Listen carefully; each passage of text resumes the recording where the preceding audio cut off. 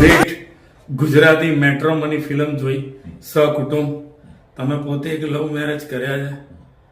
શું મજા આવી ને શું યાદ આવી?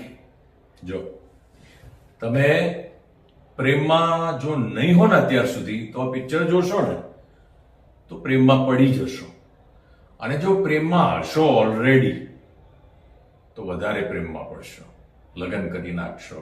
લગ્ન કરી નાખ્યા હશે તો એનાથી પણ વધારે તમે લગ્ન સંબંધ પછીના પ્રેમમાં પડશો.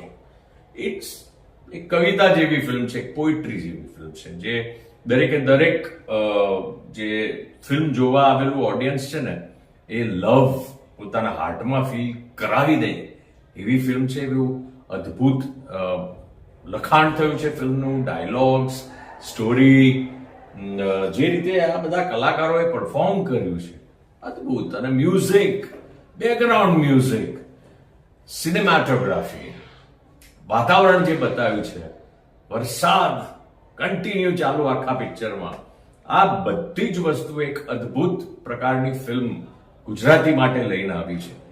એટલે ગુજરાતીઓને ખુશ થવું જોઈએ કે આવી અલગ અલગ સબ્જેક્ટની આટલી સેન્સિટિવ, આટલી બ્યુટીફુલ ફિલ્મો પણ બનવા માંડી છે. એકના એક ટાઈપના સબ્જેક્ટ નહીં વાત, heart touching, heart warming film. I loved it. જોવા જાવ યાર ધ ગુજરાતી મેટ્રો. ખૂબ ખૂબ આભાર તમારો, કેમ કે તમે પોતે ટેકનિકલ વર્ક સાથે જોડાયેલા છો.